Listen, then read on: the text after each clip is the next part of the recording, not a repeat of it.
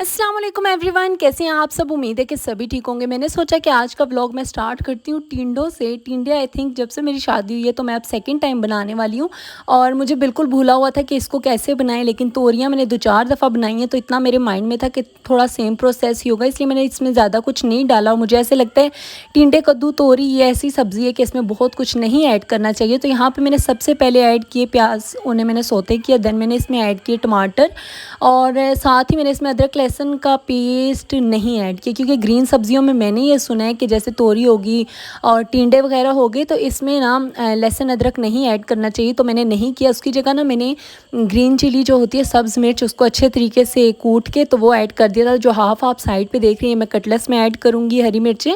और यहाँ पे मैंने इसके बाद बीच में टिंडे ऐड कर दिए थे और टिंडों को मैंने रख दिया था हल्की आंच पे। बट मेरे साथ कुछ ऐसा हुआ, सॉरी, मैंने इसको अच्छे तरीके से भून लिया और मम्मा को मैंने कॉल की कि आप मुझे बताएं इसमें पानी ऐड होता है या नहीं। पहले मम्मा बिज़ी जा रही थी, मम्मा नहीं अटेंड करती कॉल।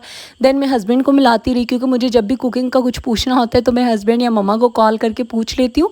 तो यहाँ पे फिर मैं उनसे पूछी थी, मम्मा ने कहा हल्की सी आँच पे रख के छोड़ दो। मैंने हल्की आँच पे रखा, 10 मिनट के बाद मुझे ऐसे स्मेल आने लगी जैसे ये जलने वाला है। फिर मेरे हस्बैंड कितने में कॉल आई तो मैंने उनसे पूछा पानी का, उन्होंने कहा जब ऐसे हो रहा है तो थोड़ा ऐड कर दो। फिर मैंने ऐड करके उन्होंने कहा बिल्कुल लो फ्लेम पे रख दो। मैंने वैसे ही किया और एट दी एंड मेरे टिंडे बड़े मज़े के बने थे। लेकिन क्या हुआ मेरे साथ कि मैंने जब फ्लेम ऑफ़ कर दी थी और रोटियां उसके बाद बनाना शुरू की तो वो फ्लेम फुल जो होती है वो ऑफ़ नहीं हुई थी, अभी थोड़ी सी आंच जो है उसकी बाकी थी और उससे मेरे थोड़े से टिंडे जो हैं वो हल्के हल्के से कहने लग चुके थे नीचे। लेकिन शुक्र है टेस्ट कोई जले हुए का नहीं आया था। साथ में मैंने कटलेट्स बना लिए थे। मैंने सोचा चिकन जो है वो ख़त्म करती हूँ और वैसे भी ईद आ रही है तो फ्रिज ने गोश्त से भर जाना है, इस वजह से। तो अभी भी खैर बाकी गोश्त, चिकन और पाए वगैरह पड़े हुए हैं, लेकिन फिर भी मैंने कर लिया थोड़ा थोड़ा करके, अब यूज़ कर ही लूँगी। फिर मम्मा की तरफ से कपड़े आए हुए थे, कुछ मम्मा ने वॉश किए थे, प्रेस करके भेजे हुए थे। थोड़ी सी प्रेस ख़राब हुई हुई है, लेकिन हैरे पहनते हुए हल्की फुल्की सी इस्त्री मार लेंगे। और फिर यहाँ पे आज गई हुई थी लाइट, सुबह के टाइम डिम थी तो डिम लाइट पे ना यूपीएस ऑन नहीं होता, तो मैंने फ्रिज ऑफ़ कर दिया और मेन स्विच भी ऑफ़ कर दिया ताकि यूपीएस जो है वो ऑन हो जाए। कुछ इसी तरह किया था, मुझे याद भी नहीं आ रहा।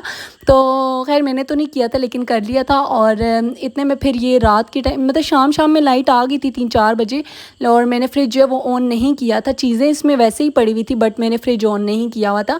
तो इस टाइम हो रहा होगा तकरीबन रात के 9-10 बज रहे थे। तो मैंने ना सारा फ्रिज अच्छे तरीके से साफ़ करके और जो भी इसमें ये गोश्त था, चिकन था और तकरीबन पाए पड़े हुए हैं तो मैंने ये ना वापस रख दिया। मैंने कहा चलो ईद से पहले पहले मैं कोशिश करूँगी, पाए तो नहीं खा सकते, पाए अब ईद के बाद ही बनेंगे, लेकिन ये चिकन और गोश्त जो है मैं ईद से पहले पहले ख़त्म कर लूँगी। साथ में हम लोगों ने आइसक्रीम बनाई हुई थी न्यूट्रेला और दूध की, तो वो मैं एक ही रह गई थी पड़ी हुई। मैंने कहा चलो मैं दिखा देती हूँ। यहाँ पे दिन का टाइम है, नेक्स्ट डे है और नेक्स्ट डे हम लोगों ने फिर से कटलेट्स बनाए, साथ वही मेरे माशाल्लाह से टिंडे थे जो कि सच में बहुत मज़े के बने थे। वो अलग बात है कि अब इसका कलर पता नहीं क्यों ब्लैक हुआ था, शायद मैंने भुनाई जो है वो ज़्यादा कर ली थी, इस वजह से इसका कलर जो है वो डार्क हो चुका था। और साथ में मैंने कटलेट्स बना दिए थे, आम कट कर लिए थे, साथ में मरिंडा थी। अच्छा, आप लोग मुझे बताइएगा कि आप लोगों में से कौन कौन ना खाने के साथ आम खाता है। मेरे पापा और मेरे हस्बैंड जो है वो खाने के साथ अक्सर आम खाते हैं। मुझे कम्बिनेशन बड़ा अजीब लगता है, मेरे से खाने के साथ आम नहीं खाया जाता। हाँ, मैं ऐसे ही करती हूँ कि मैं दिन में या फिर शाम के टाइम पे ना, अगर टी टाइम है और मेरा दिल नहीं कर रहा चाय पीने का तो चलो फिर मैं फ्रूट्स खा लेती हूँ और दिन के टाइम सैलेड या फ्रूट कुछ इस तरह का खा लेती हूँ। मेरे से खाने के साथ बिल्कुल भी नहीं खाया जाता। अगर खाना है तो फिर मैं यही प्रेफर करती हूँ कि रोटी सालन हो जाए, चावल हो जाए, बिल्कुल ये आम शाम ये चीज़ें मुझे साथ नहीं पसंद। और खैर हम लोगों ने यहाँ पे मिरिंडा पी ली थी, लेकिन फिर इसके बाद मेरा दिल किया लस्सी बना लेती हूँ। गर्मी इतनी ज़्यादा है ना कि हम लोगों के मैदे जो हैं वो जले हुए हैं तो मैंने यहाँ पे क्या किया, जल्दी जल्दी से लस्सी बना ली। और लस्सी बनाने के बाद मैंने सोचा था कि आज मैं अपनी सेफ़ जो है वो बिल्कुल नीट एंड क्लीन करूँगी, पर्सेस और जूते वगैरह जो हैं वो सेट करके रख लूँगी। लेकिन यहाँ पे मुझे अचानक से शौक़ आ गया कि मैं जल्दी जल्दी से ना, आम शौक़ आ गया, शौक़ चढ़ गया, पता नहीं जो भी कहते हैं। तो यहाँ पर मैंने सोचा कि मैं आम की आइसक्रीम बना लेती हूँ। आप ही ने बनाई थी कस्टर्ड आइसक्रीम, तो मेरा भी दिल करता कि मैं मैंगो आइसक्रीम बना के ट्राई करती हूँ किस तरह से बनती है। तो मैं यहाँ पे फ़र्स्ट टाइम ट्राई करती, सबसे पहले मैंने मैंगोज़ जो है उनको पील ऑफ किया, देन मैंने उसके स्लाइसेस बना लिए अच्छे तरीके से।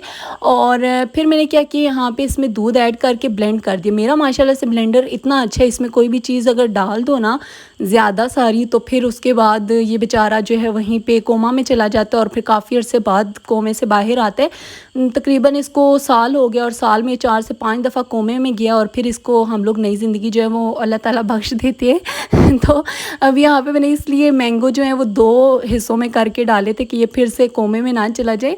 यहाँ पे मैंने अब मैंगो और साथ में दूध जो है वो ब्लेंड कर दिया था। मुझे चाहिए था कि दूध के टाइम पे चीनी डाल देती तो वो चीनी भी ब्लेंड हो जाती उसी टाइम, बट मुझे याद ही बाद में आया।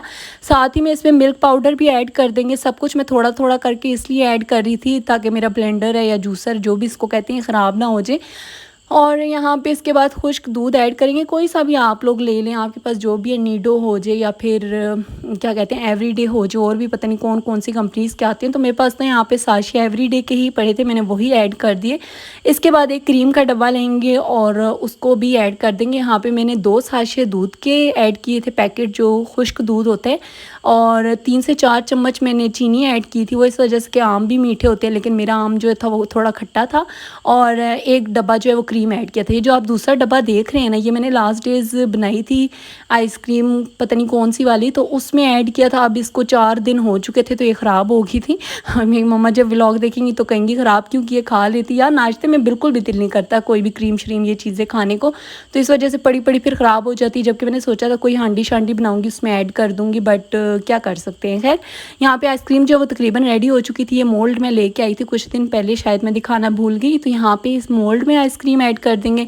साथ में मैंने टिफ़िन्स में ऐड कर दी थी। और यहाँ पे 2 मोल्ड्स जो हैं वो फुल हो चुके थे, थर्ड वाले में कम पड़ रहा था, तो मैंने स्पैचुला लेके इस जग को अच्छे तरीके से ना नीट एंड क्लीन कर दिया था। तो ये तीसरा मोल्ड जो है ये भी बिल्कुल फिक्स हो चुका था, भर चुका था। फ्रिज भी मेरा साफ़ सुथरा था, तो ज़्यादा मैं चाह भी नहीं रही थी कि गंदा हो। लाइक मैं पहले ना मुझे इसके नीचे वाला स्टैंड भी नज़र नहीं आ रहा था, मतलब कुछ दिन पहले, तो मैं इस वजह से आइसक्रीम नहीं बना रही थी, मेरे से आगे पीछे हो गया था। वो मैं शॉपिंग करके आई थी तो उसी में पड़ा हुआ था, फिर स्टैंड मिला, फिर मैंने कहा अब आइसक्रीम्स बनाना स्टार्ट करते हैं।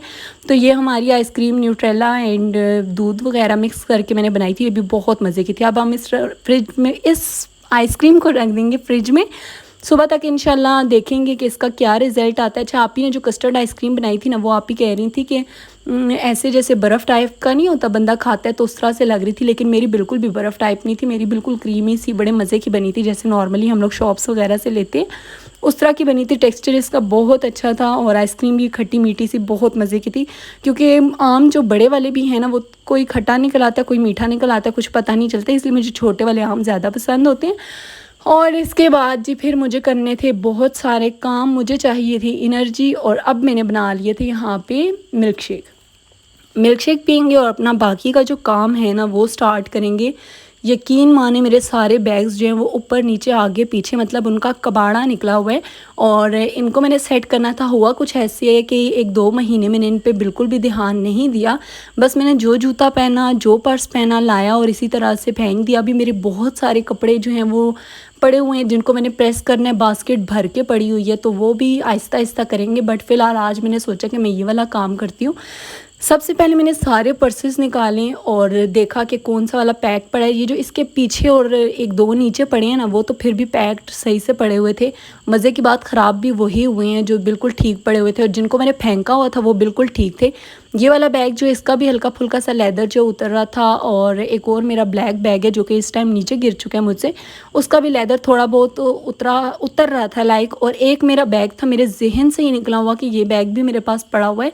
लाइक वो मैंने लास्ट बड़ी ईद पे लिया था, और वो जैसे मैं लेके आई थी वैसे का वैसे मैंने वीडियो में आप लोगों को दिखा के रख दिया था, और फिर मेरे माइंड से निकल गया कि एक ये बैग भी है। वो बैग आज तक मैंने यूज़ नहीं किया। आप लोग ये ECS का बैग देख रहे होंगे, जब मैंने इसमें से निकाला तो यार उसका भी ना शाइनी सा कोई स्टफ़ है उसका, वो भी ऊपर से थोड़ा थोड़ा उतरा और उस बैग में सुराख हुआ है। मैं इतनी हैरान कि यार यही इतने अच्छे तरीके से ठीक ठाक पड़ा हुआ था, लाइक इसके ऊपर कोई पर्स भी नहीं थे, बिल्कुल कॉर्नर में करके ठीक ठाक था, और यही बीच में ख़राब हो गया, बिल्कुल न्यू। अभी मैंने हाथ भी नहीं लगाया।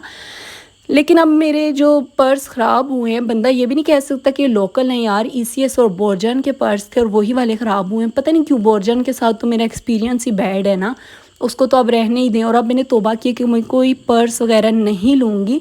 जो अब मैंने गलती करी दी ईद के लिए कुछ पर्सेस लेके, इसके बाद ये वाली गलती दोबारा नहीं दोहराऊँगी। अच्छा, मैं 1-2 दिन तक ना शायद मैं कल अपलोड कर दूँ जो मैंने शॉपिंग की है। जो मेरी थोड़ी बहुत रहती है वो फिर रह ही जाएगी, वो मैं क्या पता ईद के बाद आप लोगों के साथ हल्का फुल्का शेयर कर दूँ। लेकिन जो मैंने फ़िलहाल की है वो मैं आप लोगों के साथ कल तक इंशाल्लाह शेयर कर दूँगी, तो आप लोग लाजमी देखिएगा। अब भी यहाँ पर मैंने बैग्स जो हैं वो अपने बिल्कुल सेट कर दिए हैं। जूते अपने बिल्कुल सेट कर दिए हैं। जो बड़े बैग्स थे वो मैंने ऊपर रख दिए। जितने ये छोटे बैग्स देख रही हैं मैंने पैक करके, बड़े बैग को मैंने पैक नहीं किया। मैंने कहा पहले इनका लेदर उतर रहा है, तो छोटे वाले जो बैग्स हैं ना उनको मैंने पैक करके रख दिया। और सारे जूते मैंने चेक कर लिए डर के मारे कि ये भी ख़राब ना हुए हैं। तो जो शूज़ थे वो बिल्कुल नीचे रख दिए और जो हील्स वाले थे वो ऊपर रख दिए। फ्लैट्स तो मेरे पास गिन के ही 2 से 3 है, तो बस अब फ्लैट्स लूँगी अपने लिए 2-4। और यहाँ पे मैं अपने ड्रेसिंग टेबल को देखती, मैंने सोचा ये कहेगा कि भाई मुझसे तुम लोग चीज़ें ले उठा उठा के ख़ुद को खूबसूरत करते हो। लाइक जो हम लोगों ने इतना मेकअप वगैरह किया था, इतना तो नहीं, थोड़ा बहुत ही करते लेकिन फिर भी करते तो हैं। तो मैंने कहा इन बेचारों को भी साफ़ कर देते हैं, इनको भी थोड़ा सा खूबसूरत कर देती हैं। तो वैसे तो मेरे फर्नीचर पे बिल्कुल भी डस्ट नज़र नहीं आती, लेकिन फिर भी इस टाइम पे मैंने सोचा कि करती हूँ। अब जब मैंने जैसे ही सारा मेकअप परफ्यूम सब कुछ निकाला ना, पहले तो मैंने मेकअप और परफ्यूम्स निकाले, तो अब भी शेल्फ्स इतने कोई गंदे नहीं लग रहे, बस साफ़ साफ़ ही लग रहे हैं। जब मैंने इन पे कपड़ा मारा, यकीन माने वो कपड़ा काला स्याह हो गया। इतनी डस्ट थी, मैं खुद हैरान हो गई कि ये तो मुझे नज़र ही नहीं आ रही थी इतने टाइम से। खैर यहाँ पे भी मैंने सबसे पहले जो है वो परफ्यूम सेट करके रख दिया। मैं ये सारा मेकअप जो है ये अच्छे तरीके से नीट एंड क्लीन करूँगी। जो हम लोगों ने फाउंडेशन यूज़ किया होता है वो फिर हर एक चीज़ पे लग रहा होता है, लिपस्टिक वगैरह पे और इस पे परफ्यूम के ढक्कन वगैरह पे, तो वो मैंने सारा नीट एंड क्लीन किया। और मैंने इस तरह से पोर्शंस मैंने फर्स्ट पे रख दी थी परफ्यूम, सेकेंड पे लिपस्टिक और ब्लेंडर्स और ये सारी चीज़ें, और थर्ड पे जितनी भी ट्यूब्स वगैरह थी लाइक सन ब्लॉक और फाउंडेशन जो कुछ भी था वो रख दिया। अब मैंने सारे ड्रॉर्स जो हैं वो अपने खाली किए ताकि मैं इसमें जितनी भी ज्वेलरी है वो अपनी सेट करूँ। साल हो गया तकरीबन, मैं हर दफ़ा कहती हूँ इग्नोर करें। मैं कह के थक गई हूँ और आप लोग इस तरह के गंदे ड्रॉर्स देख देख के थक गए हैं। तो अब मैं इनके लिए डब्बे मंगवाऊँगी, क्योंकि ख़ुद तो बाज़ार जाती हूँ, हर चीज़ ले आती हूँ और डब्बे छोड़ आती हूँ। तो इस दफ़ा वो मंगवाऊँगी और फिर इंशाल्लाह मैं सेट करूँगी। और इनको भी मैं फ़िलहाल सेट करती हूँ, क्योंकि काफ़ी ज्वेलरी ऐसी है जो मैंने यूज़ नहीं की हुई और ऐसे ही पड़ी पड़ी ख़राब हो रही है। तो यहाँ पे लेंसेज वगैरह भी थे, ड्रॉर सारे खाली हो गए, इन्हें साफ़ करूँगी, ज्वेलरी सेट करूँगी और फिर रख दूँगी। और बस यहीं तक था आज का मेरा व्लॉग। अगर पसंद आए तो लाइक कर दीजिएगा, शेयर कर दीजिएगा, सब्सक्राइब कर दीजिएगा। और आप लोग भी बताइएगा कि आपकी ईद की तैयारियाँ कहाँ तक पहुँची। अल्लाह हाफ़िज़।